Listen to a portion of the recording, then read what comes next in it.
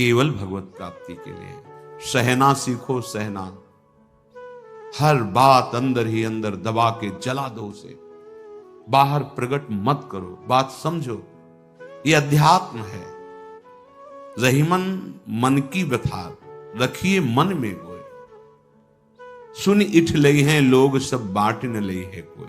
आप जब किसी बात को कहते हैं तो उसकी सत्ता दृढ़ होती है, कोई मत। चाहे जैसी आपकी स्थिति हो, आपके हृदय आराध्य जान रहे हैं, आपको जो जलन हो रही वो आपका हृदय पाप नाश करके पवित्र हो रहा है। ये व्यर्थ नहीं जा रहा कि मैं व्यर्थ में जल रहा हूं, नाम जप कर रहे हो। आपका हृदय किसी भी विषय को लेकर जल रहा है, वो पवित्र हो रहा है। बस बोलो मत, चेष्टा मत करो, शांत हो जाएगा, निर्मल हो जाओगे। यही उपाय है। शांत करने चलोगे तो ऐसे दलदल में फंस जाओगे कि फिर वो अशांति तुम्हें पता नहीं किस जन्म में अवसर मिले उससे निकलने का। प्रार्थना मान लीजिए, इस मन की जलन को जो सह गया उसी की भक्ति बड़ी है, और बढ़ी हुई भक्ति अजित को जीत लेती है। सहित सहित बाढ़े भगति गृह तन गुरुहित गार। अपना सर्वस्व गुरुदेव भगवान के चरणों में अर्पित करके उनकी आज्ञा के अनुसार चल रहे, बस। प्रभु दूर नहीं है। समर्पण का भाव, अहम समर्पण में सर्वस्व समर्पण हो जाता है। जिसका भगवत कृपा से ये निश्चय हो गया है बुद्धि में कि अब इस जन्म में मुझे भगवत प्राप्ति करनी है, जिसका मन निरंतर प्रभु के भजन के लिए, मनन के लिए व्याकुल रहता है, वो हृदय में ही भगवत साक्षात्कार कर लेता है। ध्यान दीजिए, कहीं ढूंढने की, भागने की जरूरत नहीं। जिसकी बुद्धि में ये निश्चय हो गया है कि इसी जन्म में भगवत साक्षात्कार करना है, फिर कुछ नहीं सुहाता। जब ये लगन लगती है ना, बहुत दम है इस लगन में, बहुत बड़ी सामर्थ्य है। भूख प्यास, गर्मी सर्दी, मान अपमान, अव्यवस्था, कोई भी उसके हृदय में अपना प्रभाव नहीं डाल पाती। बस एक ही लगन, जो शास्त्र में लिखा उसको देखना चाहता हूं, उसका अनुभव करना चाहता हूं। किसी से बात करना, मिलना कुछ अच्छा नहीं, बस एक आवेश चढ़ा रहता है। नहीं, बस मुझे ये केवल लिखा पढ़ी की बात नहीं, मुझे अनुभव करना है। वो है क्या? मुझे अनुभव करना है। वो एक लगन लगती है। लगन लगन सब कोई कहे, लगन कहावे सुन। जा लगन में तन मन डारे कोई। न तन की शुद्धि है, न मन भोगों का संकल्प करता है, बस एक लक्ष्य बना, कैसे भगवत साक्षात्कार हो। नहीं खान पान ते भावे है, नहीं कोमल वसन सुहावे है, सब विषय लगे ते खारा है, हरि आशिक का मगन। वर्षों सर्दी में कंबल प्राप्त होने पर भी नहीं ओढ़े, गंगा किनारे यहां तो गया। नहीं, मुझे नींद पर विजय प्राप्त करनी है, मुझे निरंतर भजन करना है, मुझे भगवत प्राप्ति करनी है। कुछ नहीं, जिसके लिए निकले उसके लिए। कई कई दिन भोजन न मिलने पर भी एक उत्साह, एक बल। ऐसा कभी नहीं कि निराश हो गए, हताश हो गए, ऐसे बैठे हैं मरे हुए से, ऐसा नहीं। एक नवीन उत्साह रहता।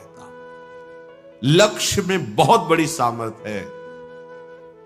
फिर ध्यान से सुन लो, उस परमात्मा का स्वरूप अतुलनीय है, अनुपम है। वो चर्म चक्षुओं से नहीं देखा जा सकता। तो कैसे अनुभव आएगा?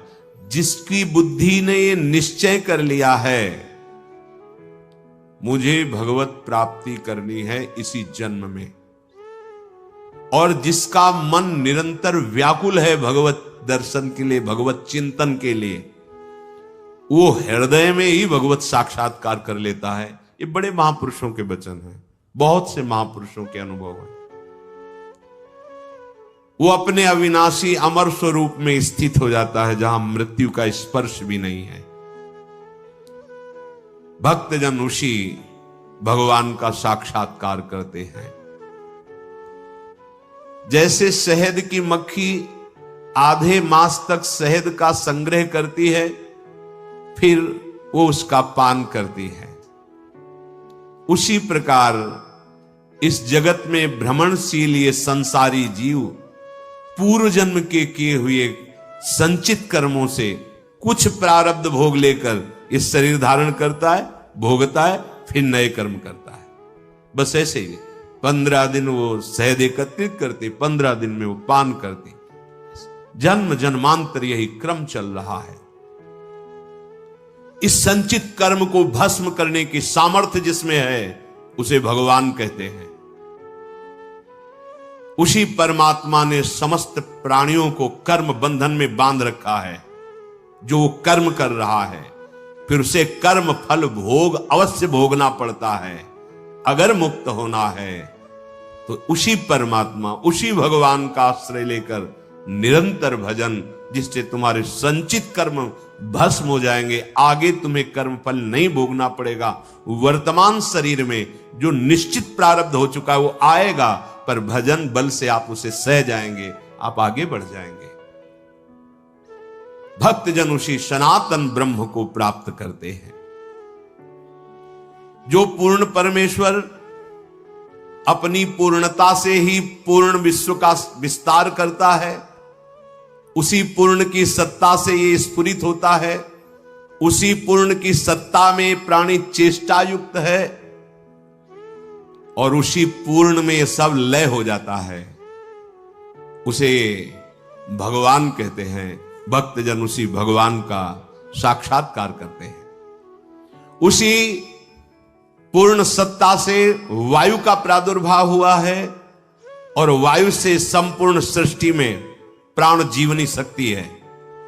जो वायु को प्रकट किया, वायु से सबका जीवन चलना। उसी से अग्नि का प्रादुर्भाव हुआ, उसी से सोम का प्रादुर्भाव हुआ, उसी से प्राणों का विस्तार हुआ। कहां तक गिनावे राजन, हम नाम बताने में असमर्थ हैं, इतना उसका विस्तार है। तुम इतना समझ लो कि सब का सब वही प्रकट करने वाला, वही प्रकट होने वाला और वही लय करने वाला और वही लय होने वाला है। उसी सनातन भगवान को योगी जन, भक्त जन प्राप्त करते हैं। हृदय देश में वो बड़ा सूक्ष्म रूप लेकर रह रहा है। अंगुष्ठ मात्र पुरुषोंतरात्मा लिंगस्य योगेन स याति नित्यम। कोई भी यंत्र अभी तक नहीं बना जो जीव का अल्ट्रासाउंड कर सके या एक्सरा कर सके, ऐसा नहीं बना अभी तक। ये जीव देखो, ऐसा नहीं। हमें लगता है अभी तक मन का भी अनुभव करने के लिए केवल अध्यात्म में ही सामर्थ्य है और किसी यंत्र में तो सामर्थ्य भी आई नहीं कि ये मन है, ये बुद्धि है, ये हाँ अंतर्मुख हो गए तो अनुभव होने लगेगा कि ये बुद्धि का निर्णय, ये मन का, वो विवेक के द्वारा। कोई पार्थिव यंत्र की सामर्थ्य इसमें, फिर वो भगवत स्वरूप जो आत्म स्वरूप है उसका तो बिना ज्ञान के अनुभव ही कैसे सकता है। हृदय देश में ही विराजमान है, वो अत्यंत सूक्ष्म है, अंतर्यामी रूप से है। बस उस अंतर्यामी ने इस शरीर को अपना मान लिया, इसीलिए जन्म मरण को प्राप्त होता जैसा लग रहा है, हो नहीं रहा। ये जो जन्म मरण का अनुभव हो रहा है ये शरीर को अपना मानने से हुआ है। सारी की सारी बातें शरीर की वही लेकर विचरण करते हैं। देख लो आप, आपकी आंतरिक वृत्तियों को देखो, कहां विचरण करते हो, शरीर को लेकर ही। शरीर का अनुकूल हुआ तो रागात्मक चिंतन, शरीर के प्रतिकूल हुआ तो द्वेषात्मक चिंतन। ये स्थूल शरीर, सूक्ष्म शरीर, कारण शरीर, इन्हीं शरीरों को लेकर आप विचरण करते हैं। इसीलिए बार बार तुम जन्म और मृत्यु को प्राप्त होते हो। यद्यपि आप अविनाशी हैं, आपका कभी मरण हो ही नहीं सकता, पर आप भूल गए और शरीर, मरण धर्मा शरीर को अपना मानने के कारण बार बार जन्म मरण को प्राप्त हो रहे हैं। जो सबका शासक है, एक वही स्तुति के योग्य है, जो सर्व सामर्थ्यशाली है, जो सबका आदि कारण है, जो सर्वत्र विराजमान है, उसे देहाभिमानी जीव नहीं देख सकता, उसी का भक्तजन साक्षात्कार करते हैं। हे राजन, कोई साधन संपन्न हो या साधनहीन, वो सब में विराजमान प्रभु को नहीं देख सकता। क्योंकि जब तक वो अपने को अनुभव नहीं करेगा तब तक बाहर अनुभव कर ही नहीं सकता। लक्ष्य है जो शब्द का आंतरिक भाव है, जब तक आप अपने का अनुभव नहीं करेंगे तब तक आप अनुभव कर ही नहीं सकते। अपने को अनुभव हो तो अपना तो अनुभव भूले हुए हैं, अपने को शरीर माने हुए, तो करते रहो साधन, जन्म जन्म यत्न करते रहो। क्योंकि साधन तो है शरीर राग हटाने का। शरीर राग हटा तो अपने स्वरूप का अनुभव होता है। इसलिए बड़ा कठिन है जीवन मुक्त होना। बहुत सरल है भक्ति के द्वारा वो जीवन मुक्ति। स्वीकार करो, धाम आश्रय, नाम आश्रय, वाक्यों का मनन करो। ये वाक्यों का मनन अंतःकरण का मार्जन है। आप समझो इस बात को। जैसे कोई पात्र गंदा हो गया तो हम कुछ ऐसे पदार्थ लेकर फिर उसका मार्जन करते, चमक उठता है। ऐसे वाक्यार्थ विचार्यताम, जो संत महापुरुषों के महावाक्य हैं, वचन हैं, उनको विचारो, उनका चिंतन करो, तो चिंतन से इनका मार्जन होता है। मन का, बुद्धि का, चित्त का, आम का, ये पवित्र होते हैं। सुना निकल गया, कोई मतलब नहीं। और जब मार्जन होता है तब आचरणों में उतरने लगता है। नहीं, जब ऐसा है तो हम ऐसा क्यों करेंगे, नहीं करेंगे, हम ऐसा ही चलेंगे। पर हम सत्संग के वाक्यों को मनन नहीं करते तो मार्जन नहीं हुआ, वो गंदे के गंदे पड़े हैं। जानकारी केवल ले ली, ऐसा ऐसा दूसरों को सुना दिया, मार्जन नहीं हुआ।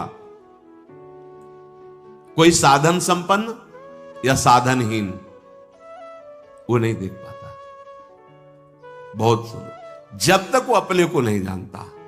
अपने को जान गए तो सबको जान गए। क्योंकि वो यहां बैठा हुआ है, फिर वो जित देखो तित श्याममयी, जड़ चैतन्य कछु नहीं दिखत, जित दिखत तित श्याम खड़े। नेत्र खुल गए तो जो अंदर वही बाहर। बद्ध और मुक्त दोनों के हृदय में समान भाव से भगवान विराजमान है। चाहे वो पापी हो, चाहे पुण्यात्मा हो, चाहे दुरात्मा हो, चाहे महात्मा हो, चाहे जीवन मुक्त हो या जीवन बद्ध हो, वो तत्व तो सबके हृदय में समान विराजमान है। वो आनंद का मूल स्रोत है। समझो, हम आनंद का मूल स्रोत विषय भोग मान रहे हैं। वो आनंद का मूल स्रोत है, उसी परमात्मा को योगी जन प्राप्त करते हैं।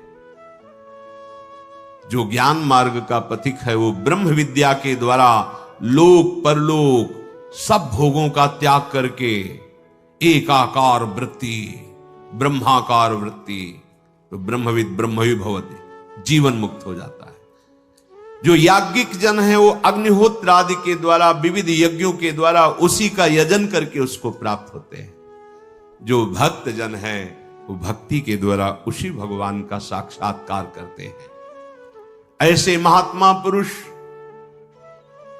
जो अपने आप को प्रभु में समर्पित कर चुके हैं, जो अपनी हर वृत्ति को प्रभु में लीन किए हुए हैं, अब उनका ना शास्त्र से कोई प्रयोजन रह जाता है, ना लोक से कोई प्रयोजन रह जाता है। जैसे नदी पार हो गए थे, नाव से कोई प्रयोजन नहीं, ऐसे वो समस्त शास्त्रों के ऊपर विचरण करने वाले महापुरुष होते हैं। समस्त शास्त्र जिसे नेति नेति कह रहे, वहां वो स्थित हो चुका है। तो अब किसी शास्त्र से कोई प्रयोजन नहीं, किसी लोक से कोई प्रयोजन नहीं। अर्थात वह कृतकृत्य हो जाता है, वही सनातन परमात्मा को प्राप्त होता है। मन के समान वेग वाला कोई नहीं है। बहुत तीव्र गति, जहां जहां अपने इंद्रियों के द्वारा मन का संयोग कराया है। अभी अभी अभी अमेरिका पहुंच गए, अभी अमुक देश पहुंच, अभी एक देर नहीं लगेगी, हाँ पहुंच गए। इतना वेग है मन का, इतना तीव्र गति। वायु भी इतनी गति से नहीं चलता, वायु तो समय लगता है। आप अगर जहां भी गए हो और आपकी स्मृति में है, अभी वहां पहुंचा देगा। अभी वो दृश्य, वो सब आपके सामने आने लगेगा। ये मन बड़ा वेगशाली है और ये बंदर की तरह छलांग लगाता रहता है, इस डाल से उस डाल। देखो, चुपचाप देखो, इसकी हरकत देखो, इसको शब्द इस शब्द से वहां पहुंचा, वहां से वहां पहुंचा, वहां बस नाचता रहता है। बस इसका नाचना बंद हो जाए, इसकी चंचलता बंद हो जाए, तब परमार्थ का आनंद स्फुरित हो। पर हम तो इसके विरुद्ध आचरण करते हैं और इसको चंचल बना रहे हैं। किसी के 10 लाख पंख जग जाए और खूब वेग से उड़े तो क्या आकाश का अंत पालेगा क्या? सनत सुजात जी कहते हैं नहीं पा पाएगा। ऐसे ही कोई कितना भी बुद्धिमान हो, क्या उस अगाध पर ब्रह्म को जान जाएगा क्या? नहीं। तो भी कैसे जानते हैं? बोले सोई जाने जे देव जनाई। जिसे वो जना देता है अपने आप को, वही जान जाता है। तो किसको जनाता है? बोले कृपा पात्र को। कृपा पात्र कौन है? मन क्रम वचन छाण चतुराई, भजत कृपा कर हेर। जो मन से, वचन से, कर्म से, निश्चल भाव से भगवान की शरण में हो गया, वही कृपा पात्र है। भगवान उसको अपना अनुभव करा देते हैं। नहीं तो जैसे कह रहे कि यह सहस्त्रम सहस्त्राणाम पक्षान सत्यत्य संपतेत, मध्य में मध्य आगच्छेत दपिचेत श्यान मनोजवा। ऐसा वेग उसका हो, 10 लाख पंख लगाकर उड़े तो भी आकाश का अंत नहीं पा सकता। कोई कितना भी ज्ञानी विज्ञानी हो, भगवान का अंत नहीं पा सकता। इसलिए उनका नाम अनंत है। वो स्वयं कृपा करके अनुभव कराते हैं कृपा पात्र को। वही कृपा पात्र है जो मन वचन कर्म से कपट छोड़कर भगवान की शरण में हो गया। मोहि कपट छल छिद्र न भावा। ये प्रत्यक्ष है पर दिखाई नहीं दे रहा है। जिसका अंतःकरण विशुद्ध हो जाता है उसी के अनुभव में आता है। तुम्हारे मानने न मानने से वो कोई किसी की मानने वाली वस्तु थोड़ी है कि मान लिया तो उसकी मान्यता, नहीं माना तो नहीं। अरे तेरे मानने न मानने से उस परम सत्य में कोई फर्क नहीं पड़ता। मान लेगा तो तू आनंदित हो जाएगा, नहीं मानेगा तो भ्रमित होकर भटकता रहेगा उसी की गोद में, उसी की गोद में, उसी विराट भगवान की गोद में आप बैठे हुए हैं। संपूर्ण ब्रह्मांड उसी की गोद में है। बड़ा ज्ञानी जीव है, अवसर मिला है बहुत। भगवान बचावें, दुर्बुद्धि से बचावें, हमारी बुद्धि को सत्य प्रकाश की तरफ प्रेरित करे। सब शास्त्रों का सार, हमारी बुद्धि शुद्ध हो जाए। प्रत्यक्ष है भगवान, कहां है? प्रत्यक्ष है। दिखाई क्यों नहीं दे रहा? अंतःकरण अशुद्ध है, शुद्ध करो। विशुद्ध अंतःकरण वाला देख पाता है। विशुद्ध अंतःकरण कैसे होता है? जो सबका हितैषी है, जो मन सहित 5 ज्ञानेंद्रियों को अपने वश में किए हुए है, अधर्म आचरण नहीं, जिसके ऊपर भारी से भारी दुख आने पर भी विचलित नहीं होता, जिसके हृदय में किसी भी संबंध का प्रभाव नहीं है और निरंतर भजन परायण है, वो मुक्त है। ऐसा मुक्त पुरुष ही भगवत साक्षात्कार करता है। यही है, सबके बीच में है। तासा मावी भूख छोरी इसमें मान मुखाम मुझा, अभी दर्शन हो जाए बस। किसी संबंध का हृदय में प्रभाव नहीं, किसी अन्य दुख का हृदय में प्रभाव नहीं। 5 ज्ञानेंद्रियों सहित मन जो प्रकृति की तरफ जा रहा है वो प्रभु की तरफ मुड़ गया, हृदय शुद्ध हुआ, भगवत साक्षात्कार हो गया। जैसे सांप बिलों का आश्रय ले अपने को छिपाए रहता है, ऐसे ही प्रपंची, दंभी, पाखंडी, व्यवहारी इन्हीं में छिपा है। वो इन्हीं में छिपा है। जो आप एक क्रूरापि पापिनो न च सताम संभाष्य दृश्यास से, उन्हीं के हृदय में बैठा हुआ वो बैठा है।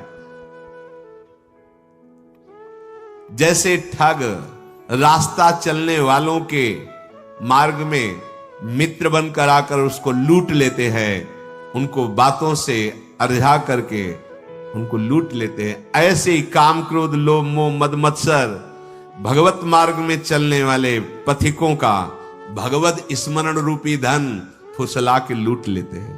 क्या हुआ? गई भगवत स्मृति, भजन गया, जो निश्चय हुआ था कि भगवान के नाम में हमें सुख मिले, भगवान के धाम में हमें सुख मिले, भगवान की रूप लीला में, वो फिर भोगों में फिसला दिया। बहुत बहुत ध्यान देने की। जैसे सांप अपने आप को बिलों में छिपाए रखता है, ऐसे जो प्रपंची हैं, व्यवहारी हैं, दोषी हैं, जो नाना प्रकार के दंभ में हैं, उनके भी हृदय में वो छुपा हुआ बैठा है। स्वाराध्य बुद्धिर्मम, हमारी दृष्टि वहां। जैसे मार्ग में चलने वालों को ठग बातों में फुसलाकर उन्हें लूट लेते हैं, ऐसे सुख का प्रलोभन दे करके ये षड विकार साधक को लूट लेते हैं, उनकी स्मृति को क्षीण कर देते हैं। सुन रहे हैं तो इसका मनन भी करो। ठगों के हाथ लगे हुए, हाथ मिलाए, उनको तुम मित्र समझ रहे हो, और जो गुरु उपदेश है, वाणी उपदेश है, उसको तुम समझ ही नहीं रहे। उनको तुम जरूर रुद्ध दृष्टि से देखते हो कि हमारे अनुकूल क्यों नहीं चलते, क्योंकि तुम्हारी बुद्धि ठगों ने अपने अधीन कर लिया है। काम, क्रोध, लोभ, मोह, मद, मत्सर। ये मूर्ख मनुष्य इन ठगों पर विश्वास कर लेता है और अंत में ऐसे मोह के गर्त में गिरता है जहां से निकलना मुश्किल है। बहुत बहुत पूरा जीवन व्यतीत हो जाता है वही हाय हाय, धन, पुत्र, परिवार, ममता, जा रहा है, सबको छोड़ के जा, पर उनकी सबकी स्मृति लेकर के फिर अगला जन्म का विस्तार। सावधान। जो प्रभु के मार्ग में चलने वाले हैं उनको भी ये ठग बहुत, कोई चतुर हो तो निकल जाए, नहीं तो गिरा ही देते हैं, लूट ही लेते हैं। चतुर कौन? जिसकी दृष्टि भजन में है। भजन छूट रहा है इसके संग से तो कोई भी नहीं, मुझे नहीं स्वीकार। न वो वस्तु, न वो व्यक्ति, न वो स्थान, न पद, न सुख जिसमें हमारे प्रभु का विस्मरण हो रहा, नहीं, अब ऐसा नहीं होगा। सावधान। एकाकार वृत्ति, निकल गए, कोई भी ठग तुम्हें फंसा नहीं सकता, क्योंकि नाम रूपी रक्षक आपके साथ है। नाम पहारो दिवस पर बड़ी समस्या है, बड़ी समस्या है। नाम पर महत्व ही नहीं हो पा रहा, भजन पर महत्व नहीं हो पा रहा, भोगों पर महत्व है। स्पष्ट कह रहे, परमात्मा के मार्ग में चलने वालों को भी ये ठग प्रभावित करके लूट लेते हैं। योगी जन उन्हीं भगवान का आश्रय लेकर के उनका साक्षात्कार करते हैं। राजन, मैं सदैव प्रसन्न रहता हूं। आज तक मैं किसी के असत्कार का पात्र नहीं बना, क्योंकि मेरी स्थिति सदैव आत्मस्वरूप में, ब्रह्म में, भगवान में रहती है। मेरी कभी मृत्यु नहीं होती, ना मेरा कभी जन्म होता है। जब मेरी जन्म और मृत्यु ही नहीं तो मोक्ष किसका? शुद्ध शुद्ध आत्मज्ञान। मैं नित्य मुक्त हूं, मैं सत्य हूं, सनातन हूं, सम हूं, ब्रह्म हूं। मेरे से ही सब कुछ प्रकट हुआ है, मैं ही सब रूपों आ गए। ब्रह्मविद ब्रह्म भवत। प्रारंभ में किया था कि उस भगवान से अब अपनी स्थिति का बोध करा रहे। मैं उसी में स्थित होकर। इसलिए राजन, समस्त भूतों में परमात्मा को देखो और ऐसी ही दृष्टि प्राप्त करो कि हर समय अखंड प्रसन्नता रहे, कोई भय नहीं। क्योंकि जो विषय भोगों में आसक्त है उसे शोक ही शोक प्राप्त होता है। शोक ही शोक। जो हार से दिखाई देता है वो भी शोक ही होता है। जैसे यथोदपाने महति सर्वतः संप्लुतोदके एवं सर्वेषु वेदेषु आत्मान मनुजानता। महान स्वादिष्ट निर्मल जल का बड़ा जलाशय प्राप्त होने पर क्षुद्र गड्ढों की तरफ फिर मन नहीं जाता। ऐसे ही परमानंद स्वरूप प्रभु का अनुभव, फिर लोक लोकांतर के किसी भी विषय में मन नहीं जाता, शांत हो जाता। ध्यान से समझ लो। जो गुरु प्रसाद से सत्संग के द्वारा प्राप्त विवेक से बुद्धि को सावधान करके मन रूपी लगाम को खींच कर रखता है, इंद्रिय रूपी घोड़ों को संसार मार्ग के भोगों से हटाकर, अधर्म मार्ग से हटाकर धर्म, भागवत धर्म, परम प्रेम धर्म की तरफ चलाता है, वही परम पद को प्राप्त होता है, ना कि मनमानी विषय भोगने वाला या मनमानी आचरण करने वाला। एषु सर्वेषु भूतेषु गूढ़ोत्मान प्रकाशते दृश्यते त्वय्यग्रया बुद्ध्या सूक्ष्मया सूक्ष्मदर्शिनः। ये परम पद, ये परमात्मा, ये परम पुरुष कहीं दूर नहीं है, समस्त प्राणियों के हृदय में ही रहता है, पर गुप्त रूप से रहता है, ना प्रकाशते। ये अपने को छिपा के रखता है, यही रह रहा है हृदय में, किसी के प्रत्यक्ष नहीं होता। जो गुरु उपासना के द्वारा तीक्ष्ण की हुई अपनी विवेकवती बुद्धि से, सूक्ष्म तीक्ष्ण बुद्धि से, दृश्यते त्वग्रया बुद्धिया सूक्ष्मया सूक्ष्मदर्शिनः, वो उस बुद्धि से देख पाता है, इस पार्थिव बुद्धि से नहीं। गुरु उपासना से प्राप्त हुई विवेक तीक्ष्ण बुद्धि के द्वारा वो अपने हृदय रूपी गुफा में छुपे हुए परमात्मा का साक्षात्कार कर लेता है। उत्तिष्ठत जाग्रत प्राप्य वरान निबोधत क्षुरस्य धारा निशिता दुरत्यया दुर्गम पथस्तत् कवयो वदंती। हे नचिकेता, उत्तिष्ठ, खड़ा हो जा इस परमात्मा प्राप्ति के लिए। मानो सबको कह रहे हैं, गुरु द्वारा प्राप्त मंत्र ज्ञान उपासना की पद्धति से अपनी बुद्धि को इतनी तीक्ष्ण करो, सारथी को जगाओ कि जो लगाम छोड़े हुए सो रहा है भोगों में, जाग, अब समय सोने का नहीं है, और लगाम खींच इंद्रियों के घोड़ों की, और दिशा बदल, जो शब्द स्पर्श रूप रस गंध रूपी भोगों में जा रहा है वो मोड़ परमात्मा की तरफ, भगवान की तरफ। उत्तिष्ठ जागृत, खड़ा हो जा, जग जा मोह निद्रा से, मोह निशा सब सोव निहारा, देखे स्वप्न अनेक प्रकारा, यही जग जामिन जागे जोगी, परमार्थी प्रपंच वियोगी। और कह रहे प्राप्य वरा निबोधत सावधान, उत्तिष्ठ जागृत और सावधान, देखना इंद्रियों के न घोड़े भगे, रात दिन इनमें संयम के कोड़े लगे। बहुत दुष्ट हैं ये घोड़े, लगाम छूट गई तो बर्बाद कर देंगे, नष्ट कर देंगे। उत्तिष्ठ, हे नचिकेता, खड़ा हो जा, जागृत, मोह निद्रा से जग जा, प्राप्य बरान निबोधत, सावधान हो जा, और श्रेष्ठ महापुरुषों को पाकर उनको कभी छोड़ना नहीं, उनके पास आसक्ति पूर्वक रहे तो तू परब्रह्म परमेश्वर को जान जाएगा। आसक्ति कहां? श्रेष्ठ महापुरुषों की। क्षुरस्य धारा निशिता दुरत्यया, क्योंकि ये मार्ग छुरे की धार पर चलना है। वो महापुरुष तुम्हें युक्ति बताएंगे कि कैसे इस पे चल सकते हो। वो त्रिकालज्ञ ज्ञानी जन तत्व ज्ञानी तुम्हें वो सामर्थ्य देंगे कि जो क्षुरस्य धारा निशिता दुरत्यया, जिस मार्ग में चलना बड़ा कठिन है क्योंकि छुरे की धार की तरह है, तो दुर्गम पथस्तत् कवयो वदंती, ये मार्ग बड़ा कठिन कहा जाता है, लेकिन जो गुरु विमुख है उनके लिए, जो सदगुरु कृपा पात्र है उनके लिए नहीं।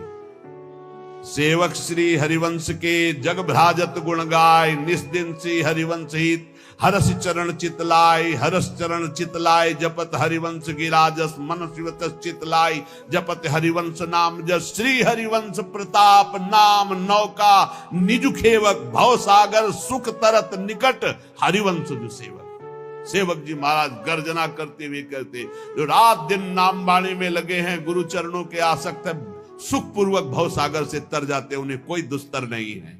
यहां भी कह रहे श्रेष्ठ महापुरुषों को पाकर आसक्ति पूर्वक उनके संग का त्याग मत करना, उनका सेवन करो तो तुम भव समुद्र से पार हो जाओगे। अग्निर यथैको भुवनम प्रविष्टो, रूपम रूपम प्रतिरूपो बभूव, एकस्तथा सर्वभूतांतरात्मा, रूपम रूपम प्रतिरूपो बहिश्च। हे नचिकेता, जैसे अग्नि का कोई स्वरूप नहीं है, टेढ़ी लकड़ी तो टेढ़ी अग्नि प्रकाशित दिखाई दे रही है, सीधी तो सीधी, कम तो कम, ज्वाला तो ज्वाला, ऐसे ही परमात्मा अग्नि की तरह सर्वत्र व्याप्त है, पर करणों के प्रभाव से उसका प्रभाव अलग दिखाई दे रहा है। कोई दुष्ट स्वभाव का तो दुष्ट दिखाई दे रहा है, कोई साधु स्वभाव का तो साधु दिखाई दे रहा है, कोई मंद स्वभाव का तो मंद बुद्धि, कोई तीक्ष्ण बुद्धि। लेकिन वो परमात्मा न मंद बुद्धि, न तीक्ष्ण बुद्धि, न साधु न असाधु। वो एक पावर है, वो एक चैतन्य है। जैसे बिजली हीटर में गर्म, फ्रिज में ठंडा, अलग अलग करणों के कारण उसका प्रभाव दिखाई दे, लेकिन बिजली कैसी? वो तो एक पावर है, एक चैतन्य घन शक्ति है। करणों के प्रभाव से अलग अलग प्रभाव दिखाई दे रहा है। तो जो ज्ञानी है वो उस तत्व को देखता है, वो इन करणों को नहीं देखता। बाहरी, ये बाहरी मायाकृत मिथ्या है। सत्य वस्तु परमात्मा तत्व है, उस सत्य वस्तु को प्राप्त करके मुक्त हो जाता है। हे नचिकेता, सूर्यो यथा सर्वलोकस्य चक्षुर न लिप्यते चाक्षुषैर बाह्य दोषै एकस्तथा सर्वभूतांतरात्मा न लिप्यते लोक दुखे न बाह्या। जिस प्रकार एक ही सूर्य अनंत प्रकाश करता हुआ सर्वत्र है, जिधर देखो सूर्य, लेकिन तुम्हारी आंख में दोष हो गया है तो तुम्हें सूर्य का प्रकाश नहीं दिखेगा। तुम्हें अगर आंख में दोष हो गया तो दो सूर्य दिखेंगे, तो उसमें सूर्य में क्या फर्क पड़ता है? ऐसे ही एक परमात्मा केवल एक सर्वत्र व्याप्त है। ये जो निंदा करते हैं, ये जो एक दूसरे को कटाक्ष करते, ये अज्ञानी हैं, नहीं जानते हैं उस एक तत्व को। अपने ही इष्ट की निंदा करके कौन इष्ट को रिझा लेगा?